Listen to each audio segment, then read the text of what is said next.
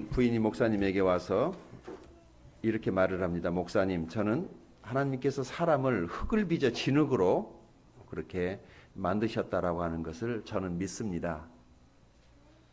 목사님이 어떻게 그것을 믿습니까? 부인이 이렇게 말을 합니다. 우리 남편은요, 열받으면 얼굴이 굳어져요.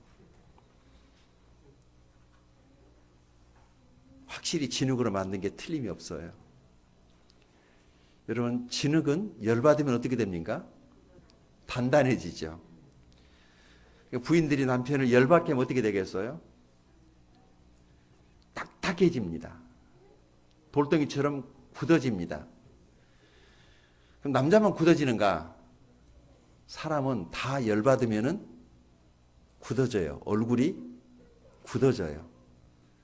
그 사람을 열받게 하는 것은 좋은 일, 안 좋은 일이에요? 안 좋은 일이에요. 굳어지니까. 이 굳어진 마음, 여러분 보세요. 표정 없이 돌덩어리처럼 얼굴에 아무 표정이 없는 사람들 보기 좋습니까? 어떠세요? 얼굴에 아무 표정이 없는 담벼락 같은 사람, 돌덩이처럼 차가운 사람, 좀 별로죠? 그래서요, 속은 썩어 문드러져 내려가지만 어떻게 해야 되겠어요? 다른 사람들에게 그 돌덩어리처럼 그 차가운 모습으로, 야, 나 좀 봐라. 그리고 나의 차가운 모습 좀 봐라. 그런 사람 한 사람도 없겠죠. 가능하면 웃어야 됩니다. 여러분 웃으세요. 그것이 복받는 비결이고 잘되는 비결이에요. 돌덩어리처럼 굳어져 봤댔자 나만 돌이 돼서 뭐 돌부처 될 것도 아니잖아요. 웬만하면은 좀 이렇게 풀고 웃으면서 사는 것이 좋습니다. 혹시 사시다가 열받아가지고 오신 분이 계신다면 오늘 하나님의 말씀을 들으실 때 여러분의 마음이 녹아져 내리는 은혜가 있기를 바랍니다. 사람은 흙으로 만든 것이 틀림없어요. 보세요. 세상을 살다 보면은 나도 모르는 순간에 상처받고 상처 주고 이런 일 저런 일 하다가 내 마음이 상해가지고 와요. 이 상한 마음은 내 마음 속에 어떤 치료가 필요하단 말이죠. 그래서 이 딱딱해져 버리고 굳어져 버린 이런 상태로는 내가 무슨 일을 할 수가 없습니다. 어떻게 되겠어요? 어떻게 이 굳어진 마음, 상한 마음을 고칠 수 있고 이 굳어진 마음을 풀 수가 있을까요? 그것은 우리가 흙이기 때문에 흙에 물이 들어가게 되면 어떻게 되죠? 말랑말랑해지는 거예요. 하나님의 말씀이 물이다라고 묘사할 때 이 하나님의 말씀이 딱딱해진 우리 심령 안에 단비가 적셔지듯이 하나님의 말씀이 그의 심령을 적시기 시작을 하면 그의 돌처럼 굳어져 있던 그의 마음도 말랑말랑해지기 시작을 하는 거예요. 그래서 사람은 하나님의 말씀을 자주 들어야 돼요. 하나님 말씀을 계속해서 듣다 보면 우리 마음이 어떻게 되겠어요? 따라서 하세요. 말랑말랑해져요. 그리고 말랑말랑한 사람이 부드럽고 좋잖아요. 딱딱한 사람이 좋아요? 아니에요. 이상하게 예수를 믿는데 돌덩어리처럼 차가운 사람이 있어요. 진짜 예수를 제대로 믿으면 차가워질 수가 없습니다. 예수를 제대로 믿으면 뜨거워지는 것입니다. 뜨거워지는 것입니다. 우리라도 예수를 바로 믿어서 말랑말랑하고 좀 부드러운 사람이 돼서 다른 사람을 이렇게 덮여주는 그런 사람들이 될 수 있기를 바랍니다. 오늘 이 책 베드로 전서를 가리켜서 고난의 책이다라고 이렇게 말을 합니다. 왜 이 책이 고난의 책인가 하면 고난받는 사람들에게 이 책이 엄청난 위로를 주기 때문에 이 책을 가리켜서 고난의 책이다라고 이렇게 말을 합니다. 여러분에게 고난이 있으십니까? 혹시 지금 여러분에게 고난이 있다면 여러분을 그 위로할 수 있는 책은 베드로 전서입니다. 시간을 내서 조용히 한번 읽어보세요. 목사인 저는 가끔씩 이 책을 자주 즐겨 읽고 이 책을 읽을 때마다 제 마음속에 하나님의 위로가 넘치는 것을 경험합니다. 힘들고 어려운 삶을 사는 사람들에게 이 책은 틀림없이 큰 위로가 되는 책이 분명합니다. 고난이 깊어지면은 무슨 일이 생기냐면은 내 마음에 등불이 꺼져 버리게 되면은 마치 불 꺼진 방 안에서 내가 있는 것하고 똑같은 거예요. 여러분이 어두운 상태에 길을 걸어갈 수가 있을까요? 고난이 너무 심하면 앞이 안 보이는 겁니다. 그래서 길을 걸어가는데 마치 소경이 걸어가는 것처럼 더듬거리게 되어 있습니다. 사람이 고난을 계속해서 받게 되면은 마음에 불이 꺼지게 되면은 앞이 컴컴하거든요. 그런데 이 책을 여러분이 읽게 되면은 여러분 안에 소망의 불이 하나가 탁 켜지는 것을 발견하게 될 거예요. 이 소망의 불이 켜지면 다시 우리는 밝은 길을 걸어가듯이 비틀거리지 아니하고 헤매지 아니하고 이상한 걸음 걷지 아니하고 바른 걸음으로 세상을 바르게 걸어갈 수가 있습니다. 예수 믿고 구원받은 사람들에게 있어서의 소망은 무엇인가? 예수를 안 믿은 사람들에게 있어서의 소망은 예수 믿고 구원받는 것이라면 이미 예수를 믿고 구원받은 사람들에게 있어서의 소망은 하나입니다. 뭘까요? 그것은 우리의 주님이신 예수님이 다시 오시는 것. 예수 믿고 구원받은 사람들에게 남은 소망은 하나밖에 없어요. 그것은 예수님이 다시 오시는 것. 그것이 그리스도인의 마지막 남은 소망입니다. 여러분 믿으십니까? 예수님은 분명히 다시 오실 것입니다. 우리 예수님은 다시 오신다고 말씀을 하셨기 때문에 당신이 말씀하신 말씀 그대로 다시 오실 것입니다. 우리를 죄와 이 고달픈 인생살이에서 우리를 건지시기 위해서 예수님은 다시 오실 것입니다. 저와 여러분의 마음속에 고인 그 눈물을 씻어주시고 인생에서의 괴로움과 고달픔을 해결해 주기 위해서 예수님은 분명히 다시 오실 것입니다. 그리고 그 긴 시간 동안 예수님을 믿으라고 외쳤지만 예수 믿기를 거절하는 사람들을 심판하기 위해서 우리 예수님은 다시 오실 것입니다. 예수님은 다시 오실 것입니다. 이것이 믿는 자의 소망입니다. 이것 말고는 없어요. 이것 말고는 없어요. 바로 이 소망이 오늘 우리가 겪고 있는 이 고난을 얼마든지 견디게 하고 이기게 하는 것입니다. 저를 한번 보실래요? 1세기를 살아가고 있었던 그리스도인들이 여기저기 흩어져서 엄청나게 지금 고난을 받고 살아요. 이들의 고난이 뭐냐면은 1절에 보시게 되면 흩어진 나그네라고 하는 단어가 나오죠. 나그네는 나그네인데 어떤 나그네? 흩어진 나그네다.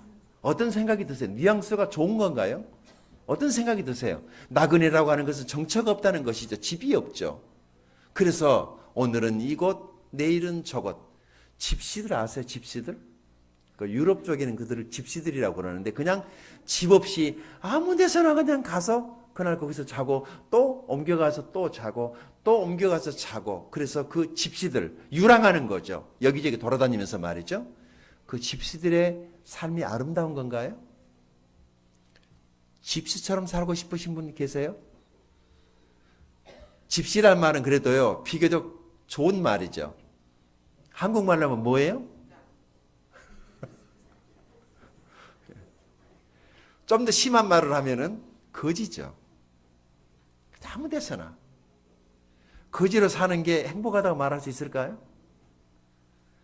지금 1세기를 살아가던 그리스도인들이 그렇게 이 나라 저 나라에서 정착하지 못하고 자기 집안째 가지지 못하고 여기저기 지금 떠돌아다니는 것입니다.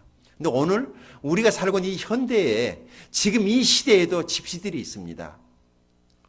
달새방을 오늘은 이 원룸에서 내일은 저 원룸으로 옮겨 다니는 집시들. 또 있습니다. 직장인 집시들. 오늘은 이 직장으로 내일은 저 직장으로. 현대판 알바생들은 다 직장 집시들입니다. 정해지질 않았잖아요. 비정규직들. 오늘은 이 직장에서 다음 달에는 저 직장에서. 재밌는 사실 하나는요. 예수를 믿는 그리스도인들 가운데도 그런 집시들이 있습니다. 오늘은 이 교회로 다음 주는 저 교회로. 자기 교회가 없어요. 집시들이에요. 정착하지 못하고 떠돌아다닌단 말이죠. 그래서 그들 삶 자체가 엄청난 고난이었습니다. 이 흩어진 나그네들의 꿈은 뭐였을까? 어디 한 군데 좀 제대로 정착했으면 좋겠다. 예수님은 오실 날이 먼 것 같고 말이지. 언제나 이 고달픈 인생살이, 이 정처 없는 나그네 삶이 끝이 날까라고 상당히 괴로워하고 고달파하고 있을 때 어느 날 그들에게 한 통의 편지가 날아옵니다. 근데 그 편지를 누가 보냈어요? 그 편지를 보낸 사람이 누구예요? 예수님의 수제자였던 베드로가 그들에게 한 통의 편지를 보냅니다. 그래서 그들이 이 편지를 받았을 때 그 편지 자체가 얼마나 큰 위로가 되는지 몰라요. 고난받는 사람들에게 베드로는 어떤 내용을 썼을까요? 여러분 걱정하지 마세요. 내가 여러분의 직장 문제를 해결해 주겠습니다. 여러분 걱정하지 마세요. 내가 여러분의 집 문제를 해결해 주겠습니다. 여러분 걱정하지 마세요. 여러분의 자녀의 학업 문제를 내가 책임져 주겠습니다. 비정규직을 정규직이 되게 해주겠습니다. 그런 내용이 아니었어요. 그럼 뭐가 들어있을까? 이 말씀 안에 돈을 잘 버는 대박나는 방법, 그런 것이 써지는 것도 아니에요. 이 말씀 안에는 그리스도인이 가져야 할 소망 한 가지를 담아서 베드로가 보낸 거예요. 그것은 주님 곧 오십니다. 그렇기 때문에 주님 오실 때까지 우리는 견뎌야 합니다. 견뎌야 합니다. 기다려야 합니다. 이런 메시지였어요. 그런데 이 메시지를 받은 사람들이 이 메시지를 읽고 난 다음에 그런 것이 아니라 무릎을 탁 치면서 그래 맞아. 그래 맞아. 주님 다시 온다고 그랬어. 다시 오실 거야. 나 그거 믿거든. 나는 그 주님이 다시 오신다는 것을 믿어. 이것이 그들로 하여금 고난을 이기게 하는 비결이었습니다. 그래서 이 책을 보게 되면은 수많은 사람들이 고난 중에 있다가 이 책을 통해서 위로를 받고 다시 새 힘을 얻고 벌떡 일어나게 되는 것입니다. 이 책은 등 다 씹고 배 두드리고 있는 게 돈밖에 없는 사람에게는 별로 해당이 안 되는 거예요. 그러나 적어도 이 인생의 고난이라고 정말 힘들어 못 살겠다. 왜 이렇게 힘드냐? 왜 이렇게 나에게 고난은 끊임없이 찾아오는 것인가? 인생을 고달프게 살고 있는 사람들에게 이 책은 하나님의 메시지입니다. 여러분 이 책에서 위로를 받으십시오. 이 책에서 하나님의 위로를 받으시고 새로운 소망 한 가지를 발견할 수 있기를 바랍니다. 지금 저와 여러분은 고난의 시대를 살고 있습니다. 시대만 다르지 사실 이 시대에 고난 없는 사람이 어디 있습니까? 대한항공의 그 회장님은 고난이 없을까요? 삼성의 이건희 회장님은 고난이 없을까요? 이 세상에 고난이 없는 사람은 단 한 사람도 없어요. 있는 사람이 있는 게 고난이고 없는 사람은 없는 게 고난이고 자식이 고난이고 자기 몸의 건강이 고난이고 모든 사람이 다 고난 속에 살고 있어요. 이 고난의 함정이 뭐냐면은 잠깐 저를 보실래요? 사람이 고난 속에 있을 때는 딱 이 생각 하나만 있는 거예요. 나만 이 고난을 겪고 있는 것 같아요. 나만. 이게 고난이에요. 다른 사람 만나보세요. 물어보세요. 그 사람은 고난 있을까 없을까? 다 고난이 있어요.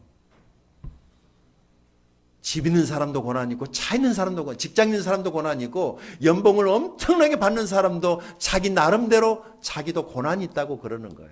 이 땅을 살고 있는 모든 사람들은 다 고난을 받습니다. 왜냐하면 우리가 죄인이잖아요. 죄인에게는 고난이 있어요. 그래서 이 땅에서 어떻게 하면 이 땅에서 편하고 어떻게 하면 이 땅에서 잘 먹고 잘 살려고 하는 사람은 천국이 필요 없다 이거지. 그럼 이 사람 어디 살아야 되겠어요? 이 땅에서 영원히 무궁토록 그렇게 살 수 있기를 예수님의 이름으로 축원합니다. 절대로 천국에 들어가지 마시고 천국을 기다리지 마시고 믿지도 마시고 이 땅에서 그렇게 계속해서 마르고 닳도록 이 땅에서 마르고 닳도록 살 수 있기를 바랍니다. 나는 이 땅에서 이 고달픈 인생이 빨리 끝났으면 좋겠다는 생각을 합니다. 오늘 요나의 생일이라고 그랬죠.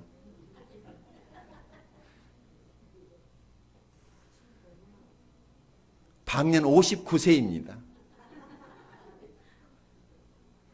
내년이면 환갑이에요. 어느덧 그렇게 됐어요.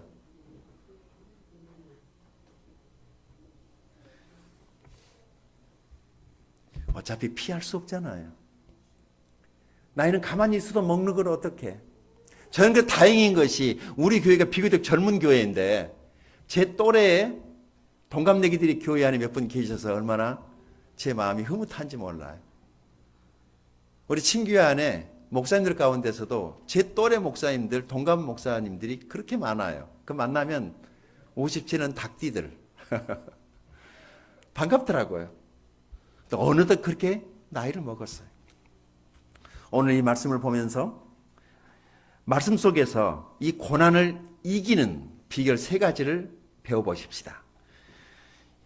인생살이 고달프고 힘들고 어렵지만은 이 피할 수 없는 이 고난을 우리가 이길 수 있는 그 비결만 알 수 있다면, 고난과 맞서 싸울 수 있는 비결만 있다면은 고난은 우리에게 대장 고난이 아닐 것입니다. 첫 번째, 고난을 이기는 비결. 첫 번째, 그것은 뭐냐면은 1절, 2절을 다시 한번 읽어볼까요? 자, 우리 같이 하나님 말씀 본문 중심으로 자, 같이 가겠습니다. 시작. 예수 그리스도의 사도 베드로는 본도, 갈라디아, 갑바도기아, 아시아와 비두니아에 흩어진 나그네 곧 하나님 아버지의 미리 아심을 따라 성령이 거룩하게 하심으로 순종함과 예수 그리스도의 핏부림을 얻기 위하여 택하심을 받은 자들에게 뭐 하노니? 자, 베드로가 지금 여기저기 흩어져 살고 있는 사람들에게 뭘 보냈어요? 자, 이 고달픈 인생을 살고 있는 그들에게 한 통의 편지가 그들에게 엄청난 위로가 됐을 것입니다. 여기 영적인 교훈이 있습니다. 고난을 이기는 첫 번째 비결은 서로 격려하라입니다. 서로 격려하라. 고난을 이기는 첫 번째 비결, 그것은 서로 격려하는 것입니다. 우리는 이곳에 왜 모였습니까? 하나님께는 예배하는 것이지만 우리끼리는 서로 격려하는 겁니다. 얼굴 보는 것만으로도 벌써 격려가 되잖아요. 격려가 되지 않습니까? 우리 서로 얼굴 한번 쳐다보십시다. 우와, 격려가 된다. 나는 당신을 보는 것만으로도. 핸드폰에 충전기가 충전되는 것처럼 말이죠. 배터리가 충전되는 것처럼. 보는 것만으로도. 이것이 고난을 이기는 비결이에요.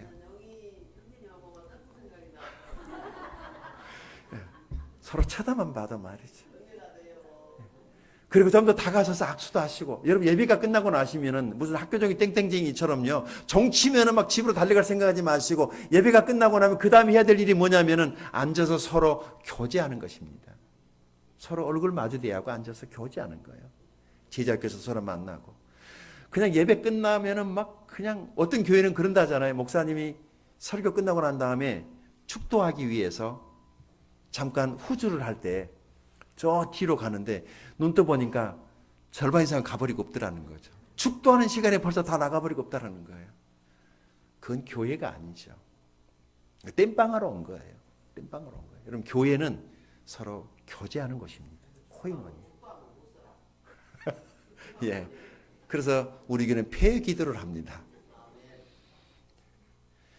예배가 끝나고 난 이후에도 자리에 앉아서 서로 얼굴을 마주보고 어떻게 친했나고 말이죠. 안아도 주고 허그도 해주시고 격려도 해주시고, 왜 우리 목장이 누구나 안 왔지라고 찾아도 보시고, 혹시 아픈 거 아니야? 사고 난 거 아니야? 이게 교회 아니겠어요? 이 고난의 시대에 우리가 이 고난을 이길 수 있는 비결 하나는 뭐라고요? 격려하는 겁니다. 서로 격려하는 거예요. 목장에서 왜 모입니까? 거기 무슨 개모임 하는데요? 아니잖아요. 서로 만나서 격려하는 거예요. 목자님이 자기 가정을 열고 말이죠. 따뜻한 식사 한 끼 준비해서 고맙잖아요. 어디 밥 없어서 가나요? 그게 아니에요. 밥 먹으러 가는 게 아니에요. 그곳에 반가운 얼굴들, 그리운 얼굴들, 따뜻한 식사 얼마나 좋아요. 여러분들이 그 목장교회에서 목원들과 같이 서로 교제하시면서 서로 격려할 수 있기 바랍니다. 그리고 만났을 때 서로 격려해야 합니다. 어떻게 지냈냐고 말이죠. 힘들었지, 고생했지 라고 하면서 서로 격려하시는 것입니다. 이때 당시를 살고 있었던 이 그리스도인들은 엄청난 환난 때문에 남의 나라에 와서 말도 통하지도 않고 문화도 다른 곳에 와서 음식도 맞지 않은 남의 나라에 와서 살고 있을 때 그들은 자기들끼리 만나는 게 얼마나 그리웠는지 모릅니다. 그랬을 때 사도 베드로가 보낸 편지 한 통만으로도 그들에게는 엄청난 격려가 됐던 것입니다. 요즘에 카톡 있죠. 카톡 문자로도 격려하시고, 우리 목장별마다 다 지금 밴드를 개설을 했어요. 그 밴드에 여러 목장에서 일어났던 일들, 기도의 제목들, 모임했던 내용들을 그렇게 시간 날 때마다 세세하게 꼼꼼하게 적어 올리시게 되면은 서로가 그걸 보면서 격려받는단 말이죠. 그 문자 한 통화 말이죠. 별거 아닌 것 같아도. 내가 또 글을 올리는 누가 댓글을 달았어요.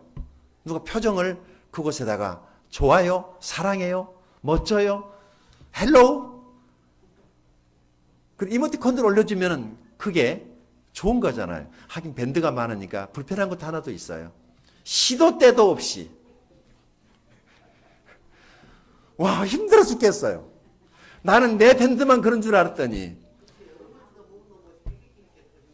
막 밤이건 낮이건 막 시간의 구애 없이 이게 땡땡거려서 약간 소음이긴 한데, 그래서 꼭 필요한 것만 열어놓으면 되겠다 싶은 생각도 하지만, 그래도 궁금해서 또 봐지잖아요. 또 내가 글을 올렸어요. 누군가가 그 리플을 달지는 않았는가 궁금하기도 하고 말이죠. 그게 서로 소통하는 것이죠.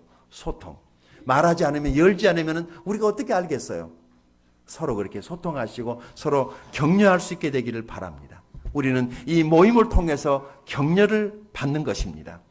매주 집에서 모이는 가정교회를 통해서도 우리가 서로 격려를 받고, 일주일에 한 번 연합교회를 모여서, 여기는 좀 더 큰 교회거든요. 가정에 있는 교회는 너무 작아요. 그거 가지고는 만족할 수가 없어요. 그 커뮤니티가 너무 적어요. 그러나 이번에 보니까 두 목장이 같이 모이는 연합교회로 이렇게 모였더니, 연합목장의 모임에 가봤더니 한 목장보다는 두 목장이 모이니까 훨씬 더 낫더라고요. 다음에는 세 목장에 모여볼까요? 아니, 그럴 필요 없어요. 그러면 집이 좁아가지고 안 될 것 같아요. 두 목장만 모여도 충분합니다. 사실 그게 한 목장의 모습이라고 생각을 한번 해보십시오. 우리 목장이 이렇게 한 12명 정도가 한 목장이 된다고 생각을 해보십시오. 재미있을 거예요. 재미있을 거예요. 그러나 목장 안에 예수 믿는 사람을 데리고 오지는 마시고, 믿지 않는 사람들이 거기 있게 하십시오. 그곳에 와서 위로받게 하시고 격려받게 하시고, 야, 세상에 술 문화보다 훨씬 낫구만. 동창들 만나는 것보다 훨씬 더 낫구만. 여기가 더 재미있구만. 여기가 훨씬 더 물이 좋구만. 그래서 우리 목장에 사람들이 서로 온다고 그래도 우리가 골라서 사람을 선택할 수 있는 그런 날도 있게 될 줄로 믿습니다. 아무나 오는 것 아니야. 아무나 오는 것 아니야. 그리고 아무나 데리고 오지 마세요. 누구 말 좀 기나 고동이나 볼터기나. 그 이상한 사람 들으면 안 되잖아요. 우리가 사정할 필요 뭐 있어요? 그러나 어떤 사람들 가운데는 그런 커뮤니티가 필요한 사람이 있을 거예요. 좀 좋은 물 없을까? 경건하게 사는 사람들, 거룩하게 살고자 하는 사람들, 인생을 좀 보다 의미 있게 살고자 하는 사람들의 그런 모임을 찾는 사람들에게는 좋은 기회가 될 수도 있습니다. 또 목장에 밴드를 개설하고 모였더니 무슨 쇼핑몰을 오픈해 놓은 것처럼 그곳에서 사람들끼리 비즈니스를 하려고 하거나 밴드에다가 막 그냥 그런 것은 철저하게 배제합니다. 그러면 안 돼요. 교회는 그냥 교회에 있을 때 좋은 거 아니겠어요? 그 서로 관계가 잘 되면은요, 비즈니스는 자연스럽게 따라오게 되는 거예요. 그거 자체가 목적이면은 비즈니스도 안 되고 인간관계도 끝나버리게 되는 것입니다. 여러분 목장 안에 서로 격려할 수 있기를 바랍니다. 격려하기 위해서 만날 수 있기를 바랍니다. 우리는 다 하나님의 가족들입니다. 하나님의 가족들은 모두가 다 형제요 자매입니다. 저도 여러분 앞에 목사이지만은 사실은 여러분에 있어서 한 형제입니다. 잘 안 되겠지만 불러보실래요? 고영재님. 저렇게 담대하게 목사에게 고영재님. 괜찮습니다. 전혀 이상하지 않아요. 저 원래 고영재예요. 그래서 설교를 해야 되기 때문에 여러분, 제가 없을 때 다음 주부터 우리 광민우 집사님, 고이민 목자님, 김명진 집사님, 김기능 집사님이 주일날 설교하십니다. 목장 식구들 오셔서 응원하세요. 격려가 될 거예요. 그렇죠? 기도 많이 해주시고 말이죠. 격려가 되는 거예요. 그게 격려해야 되는 거예요. 목원들 가운데 어려운 사람들이 있다면 어떻게 해야 됩니까? 도와줄 마음이 있고 여유가 되면 도와줘야죠. 회비 걷지 말고 도와줄 수 있는 사람이 도와주면 돼요. 또 돈 걷읍시다 그런 얘기 아니에요. 정말 내가 도와줄 마음이 있고 내가 도와줄 여유가 있을 때는 도와주면 돼요. 그러나 절대 빚내서는 하지 마십시오. 도와주고 생장 내려면 아예 도와주지 마십시오. 도와주고 잊어버려야 됩니다. 그것은 사랑입니다. 도와주고 기억하고 있으면 그것은 거래입니다. 나중에 시험 도와주고 시험 든 사람 많이 있어요. 왜 시험 들어요? 거래했기 때문에 그래요. 왜 내가 이렇게 했는데 너는 나에게 해주지 이렇게 해주지 않느냐. 그냥 도와주면 사랑이에요. 거래하지 마십시오. 서로. 식구들끼리. 한 집안에서요. 형제간들끼리 서로 거래하는 거 봤어요? 만약에 그런 집안이 있다면 그 콩가루 집안이죠. 형제와 자매니까. 남이 힘들고 어려운 형편을 보면은 내가 있을 때는 도와주는 거 그 이상한 일 아니에요. 자, 베드로는 편지를 보내서 그들을 격려합니다. 우리도 서로 그렇게 격려할 수 있기 바랍니다. 두 번째, 이 고난을 이기는 비결, 그것은 흩어져서 예수님을 전하는 것입니다. 여기 2절을 다시 한번 보실래요? 자, 2절 교과서 중심, 본문 중심. 다시 2절 읽어볼까요? 시작. 곧 하나님 아버지의 미리 아심을 따라 성령이 거룩하게 하심으로 순종함과 예수 그리스도의 핏뿌림을 얻기 위하여 택하심을 받은 자들에게 편지하노니 은혜와 평강이 너희에게 더욱 많을지어다. 아멘. 여기 예수 그리스도의 핏뿌림을 얻기 위하여 택하심을 받은 자들이다. 누구죠 이게? 예수 그리스도의 핏뿌림을 얻기 위하여. 이게 무슨 말이에요? 예수님의 피가 뿌려져야만이 죄가 씻어지죠. 예수님의 이 피가 뿌려져야지 죄가 씻어집니다. 오늘 침례식을 하게 될 터인데 저 침례식 할 때 저 물이 사람을 깨끗하게 씻어주는 것이 아니라 물론 껍데기 신체야 깨끗하게 되겠지만 그러나 우리 마음속에 더러워진 영혼의 죄는 저 물이 절대로 씻어주지 않습니다. 우리의 죄는 예수님의 십자가의 보혈의 피로만 씻어지는 것입니다. 이 예수님의 핏뿌림의 이 은혜를 얻기 위해서 이들은 택함을 받았다. 자, 저를 보실래요? 이들이 예루살렘에 살고 있을 때는 너무 종교적인 열심 때문에 예수님의 십자가의 이야기가 그렇게 피부로 마음속 깊숙이 와닿지가 않았어요. 사실 배부르고 등 따신데 예수 믿자 교회 가자 그 얘기가 뭐 들리긴 하겠어요. 거기는 가난한 사람들, 못 배운 사람들, 힘없는 사람들 다니지 나처럼 잘 나가고 힘있고 잘 나가는 그런 사람들은 교회 필요 없다고 생각해요. 그러나 그들이 구원받아야 될 사람들이기 때문에 하나님은 자기 백성이 구원받지 못하고 종교인으로 남아있는 게 너무너무 안타까운 거예요. 예수를 믿어야지 구원을 받는데 예수 믿을 생각은 안 하고 엉뚱한 짓만 하고 다니니까 그래서 하나님께서 이들에게 예수 그리스도의 그 십자가의 복음을 듣게 하려고 어떻게 하셨냐면 이들을 나라 밖으로 내쫓아야만 했어요. 근데 그냥 가라고 그러면 안 가는 거예요. 어떻게 보낸 줄 아세요? 집이 있으니까 안 가는 거야. 그러면 어떻게 했겠어요? 그 집을 은행이 가져가게 하는 겁니다. 안정된 직장이 있는 거야. 매달 꼬박꼬박. 그것 때문에 안 가겠다는 거야. 그럼 어떻게 했겠어요?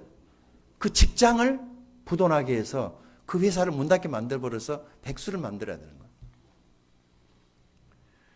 그리고 여기저기 떠돌뱅이 다니면서 오늘은 이 집, 내일은 저 집에서 이렇게 살고 있으니까 그것도 안 나가려는 걸로 하나님께서 봐가지고 이들을 어떻게 했느냐면은 갑자기 예금 금리를 올려가지고 IMF 상황을 만들어가지고 사람을 빚쟁이를 만들어서 신용불량자 만들어서 날마다 카드 회사에서 눈만 뜨면은 하루면은 뚜껑 열리는 전화를 계속 받게 하고 심지어는 채권 회사에서 그 사람을 막 찾아서 방문하게 만들면 살겠어요? 못 살겠어요?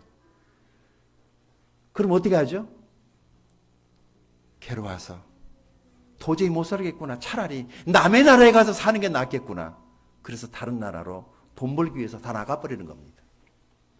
근데 그들은 괴로워서 속상해서 빚져서 남의 나라로 왔지만 그곳에 와가지고 다 털리고 난 다음에 그때 마음이 겸손해져 가지고 거기서 예수를 믿고 구원을 받는 거예요. 그런 사람들 많이 봤어요. 좋을 때 믿었으면 훨씬 더 좋았을 텐데 다 잃어버리고 예수 믿은 사람들 많이 있잖아요. 저도 후자의 케이스인데 조금 더 좋을 때 믿었으면 좋았을 텐데 다 잃어버리고 예수를 믿게 됐어요. 그래서 그때라도 예수 믿고 구원을 받았으니까 다행한 일이죠. 감사하다. 다 잃어버렸지만 어쨌든 내가 예수를 믿어 구원을 받게 됐으니까 감사하단 말이지. 그래서 그들이 무엇을 했겠어요? 다시 그들이 다른 사람들을 찾아다니면서 다시 또 복음을 전하기 시작했어요. 흩어진 나그네들에게. 그러니까 흩어진 나그네들에게 또 흩어진 나그네가 가서 복음을 전하는 것입니다. 재미있죠? 이 흩어진 나그네 줄 거 놓으세요. 흩어진 나그네. 이것을 디아스포라라고 그렇게 말을 합니다. 디아스포라. 자, 사도행전 11장에 한번 가볼까요?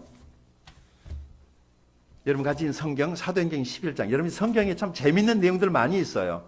자, 사도행전 11장 여기 19절, 20절, 21절까지를 같이 한번 찾아서 읽어보십시다. 자, 같이 읽겠습니다. 시작. 그때 스데반의 일로 일어난 환란으로 말미암아 흩어진 자들이 베니게와 구브로와 안디옥까지 이르러 유대인에게만 말씀을 전하는데 그 중에 구브로와 구레네 몇 사람이 안디옥에 이르러 헬라인에게도 말하여 주 예수를 전파하니 주의 손이 그들과 함께 하심에 수많은 사람들이 믿고 주께 돌아오더라. 아멘. 잘 보세요. 여기 19절에 스데반의 일로 일어난 환란으로 말미암아 사람들이 흩어졌단 말이죠.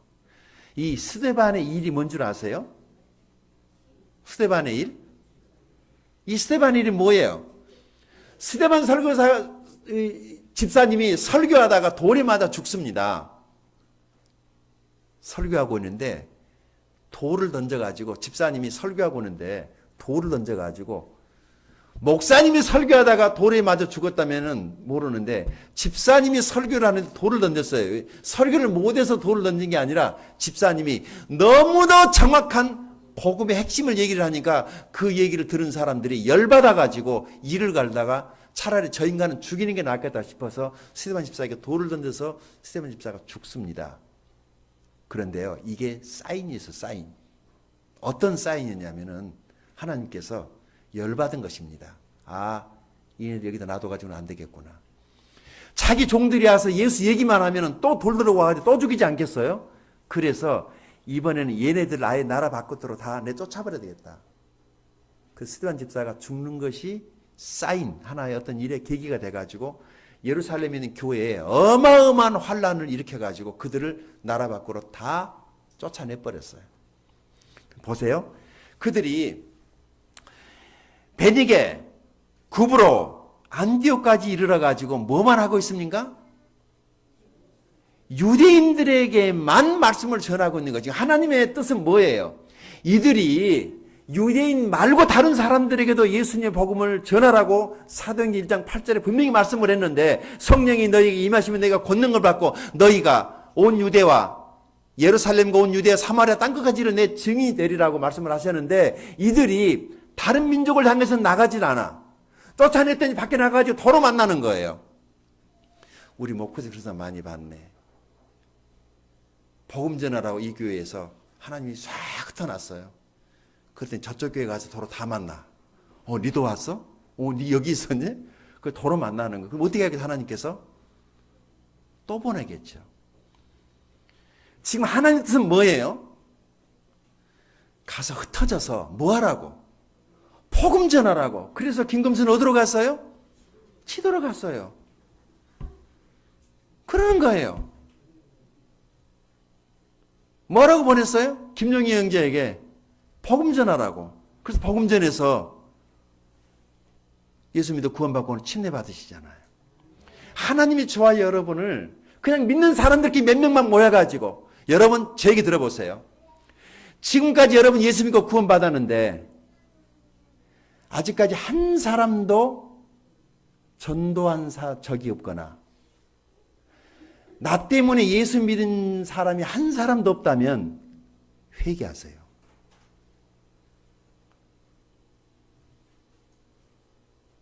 가짜 아니에요? 내 얘기 안 하려고 그랬는데. 나 혼자 지금 잘 되겠다는 거예요? 하나님 뜻은 뭐예요? 말해보세요. 하나님의 뜻은 뭐예요? 왜 이렇게 사람들을 흔들어서 나라 밖에까지 지금 쫓아보내는 것입니까? 왜 우리에게 고난을 허락하신 거예요? 이거 빨리 깨달으면 축복이에요.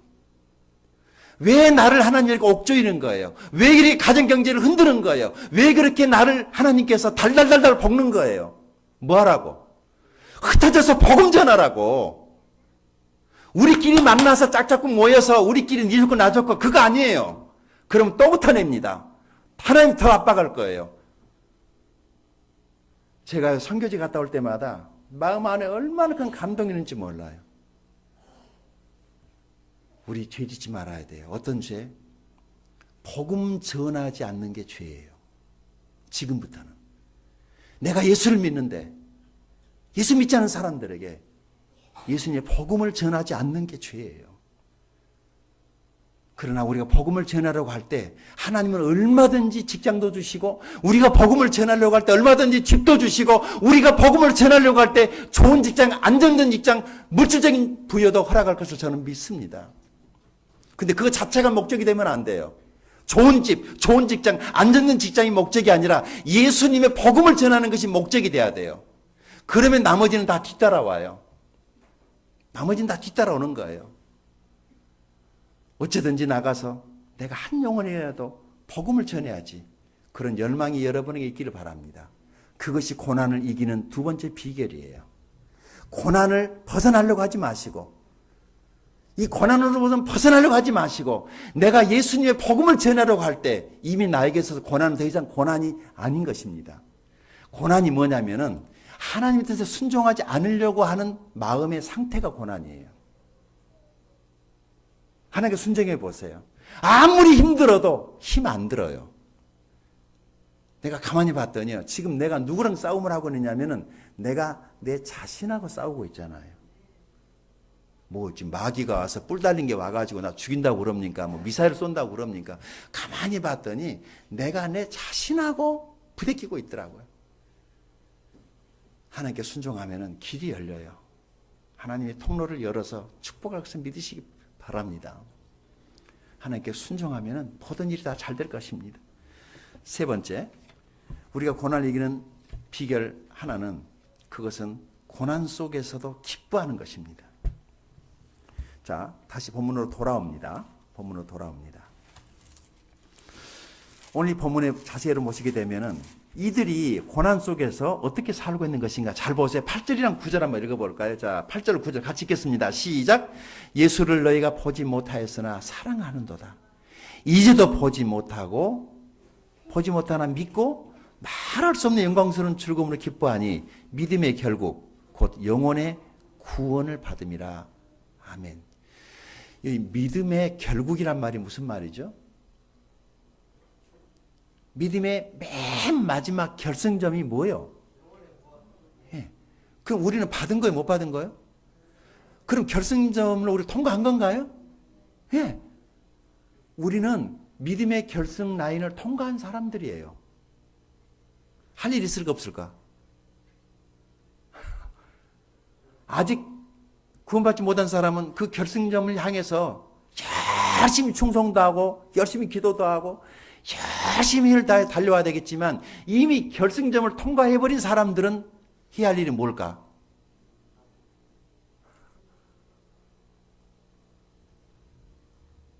기뻐하는 거예요. 기뻐하는 거. 기뻐하는 거예요. 기쁘다. 나 같은 사람이 구원을 받다니. 감사하다. 나 같은 죄인이 하나님 은혜로 구원을 받을 수 있다니 정말 감사하구나. 이달에 월급이 좀 적어도 뭐 해야 되구나? 감사하구나. 기쁘다. 그래야 돼요. 자, 우리 별로 안 기쁘겠지만 한번 해보십시다. 기쁘다.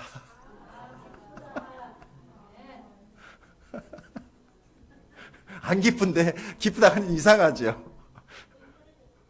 지금 돈이 하나도 없는데 환장하겠는데 돈이 한 10만 원 있으면 모르겠는데 주머니에 지금 먼지밖에 없는데 기쁘다 하려니까 좀 이상하죠. 보세요. 그래 인상 쓴다고 누가 주머니에 돈 10만 원 넣어줍니까? 나만 비참해요. 나만 비참합니다. 여러분 돈 없다고 꾀죄죄 해가지고요 어깨 축 쳐져가지고 땅만 쳐다보고 심으러 가고 다니면은 누가 와가지고 어이 자네 왜 그래 그러면서 주머니에 100만 원 넣어줍니까? 안 그러던데. 나만 초라해요. 나만 비참해요. 그러니까 어떻게 해야 됩니까? 집에서 라면 끓여 먹었어도 삼겹살 먹고 나온 사람처럼 트름하고 말이죠. 그래야지 저 사람 부자인가 보다라고 누가 당신 일하고 싶소라고 돈 가지고 오지. 맨날 깨재지 해가지고 곧 죽을 사람처럼 누가 그런 사람과 동업하고 누가 그런 사람 같이 가려고 그러겠습니까? 오는 복도 커브 틀고 돌아갑니다. 당당하게 살아야지. 뭐 없으면 돈이 없지. 우리에게 믿음이 있잖아요. 구원받았잖아요. 그럼 된 거잖아요. 제가 이번에 어떤 집에 복음을 전하기 위해서 오랫동안 기도하고 기다리다가 그 디데이를 정하고 그날 하루 종일 그 시간에 메어가지고 그 시간만 기다리다가 드디어 시간이 돼서 달려갔어요. 막상 들어가려니까 미안하잖아요. 그래서 뭘 하나 사가지고 들어가야 되겠다 싶어가지고 제과점에 가서 멋진 거 하나 골랐어요. 얼마입니까? 그랬더니 얼마라고 그래서 이제 돈을 내려고 손을 넣었더니 주머니에 지갑이 없는 거예요. 그 황당함이라고 하는 것은 갑자기 멍해지더라고요. 뭘 해야 될지를 모르겠어. 멈춰버리더라고요. 여러분 그때는 어떻게 해야 됩니까?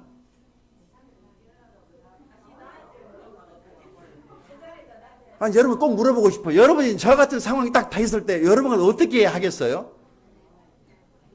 어떻게 해요? 사람 멀쩡하게 생겨가지고 가서 포장까지 다 했는데 돈이 없다 그러니 핸드폰 들고 어떻게 해야 돼? 뭘 어떻게 될까 생각이 안 나는 거야. 전화를 해야 되나? 계좌이체를 시켜준다고 그래야 되나? 아주 그냥 황당해 죽겠더라고요. 등에서 땀이 주르르 나와서요. 미안하지만 제가 지갑을 놔두고 갔다고 사실대로 말하고 나오는데 힘들어 죽겠어요. 그런데 자 이제 문제는 이거예요. 내가 지금 빈손으로라도 복음을 전하러 가야 됩니까? 가지 말아야 됩니까? 비하고 눈은 줄줄 오는데 이거 빈손으로 들어가려니 영 이상한데 갑자기 이런 생각이 드는 거예요. 사단이 어쩌면 이 일을 통해서 내가 복음을 전하지 못하게 하려고 공격을 하고 있구나 생각이 드니까 뭐 빈손이면 어쩌냐. 문 안 열어주면 어차피 못 들어갈 건데. 그리고 가서 눌렀더니 문이 열렸어요. 어쨌든 믿었는지 안 믿었는지 모르지만 저는 복음을 전했고요. 그 형제는 복음 듣고 어쨌든 예수님 영접 기도까지는 했어요. 그리고 거듭나게 하시는 분 하나님 하시겠지만은 우리가 돈은 없어도 믿음은 있습니다. 기죽지 맙시다. 다시 말씀 보십시다. 어떤 말씀이에요? 8절 9절 한번 더 읽어보십시다. 은혜가 되지 않습니까? 시작. 예수를 너희가 보지 못하였으나 사랑하는도다. 이제도 보지 못하나 믿고 말할 수 없는 영광스러운 즐거움으로 기뻐하니. 뭐 때문에 기뻐해요? 9절 때문에 기뻐한 거예요. 시작. 믿음의 결국 곧 영혼의 구원을 받음이라. 그래 이것 말고 기뻐할 게 뭐 있겠냐? 내가 구원받았다면 이것 말고 기쁨이 뭐 있겠냐? 뭐 집이라고 해봐야 사면 더 큰 집, 아파트 이사 갔더니 더 좋은 아파트가 생기건 말이죠. 차 샀더니 조금 있으니까 더 좋은 차가 나오고 옷을 샀더니 그때뿐이더라고요. 3개월 지났더니 별로 안 쳐다봐줘요. 누가 그럽디다. 연애할 때 연애 유통기간은 3개월이고 결혼의 유통기간은 3년이라면서요. 어떻게 알 수 있느냐? 유통기간이 끝나면 안 쳐다본다면서요. 안 쳐다보는 것은 유통기간이 지났다는 거예요. 그러나 3년이 지났어도 여전히 보고 싶다면 아직 지금 유통기간이 계속되고 있는 거예요. 결혼하신 분들. 연애 감정이라는 것은 변해요. 근데 3개월이 지나도 계속해서 그 감정이 있다면 아직 유통기간이 계속되고 있는 것이죠. 주님을 향한 우리의 사랑이 변함없기를 바랍니다. 그건 다른 것 아니에요. 우리가 왜 예수님을 좋아합니까? 왜 예수님을 사랑합니까? 그분이 나 때문에 십자가에서 못 박혀 죽으시고 내 죄를 대신해서 예수님 죽으셨기 때문에 우리가 예수님을 사랑하고 따라가는 것입니다. 가난한 것하고 상관없어요. 내가 직장 없는 것하고 상관없어요. 그냥 주님이 좋습니다. 이렇게 말을 해도 진짜 크리스찬입니다. 여러분 주님이 진짜 좋으십니까? 병들어도 가난해도 힘들어도 어려워도 주님은 주님이십니다. 그래서 주님은 우리의 주님이신 거예요. 내 형편과 사정에 전혀 상관이 없이 주님은 내 영혼을 구원하신 주님이기 때문에 주님 감사합니다. 그런 고백이 있기를 바랍니다. 기도하겠습니다. 이제 여러분이 마음으로부터 받은 은혜를 이 시간 결단하는 시간입니다.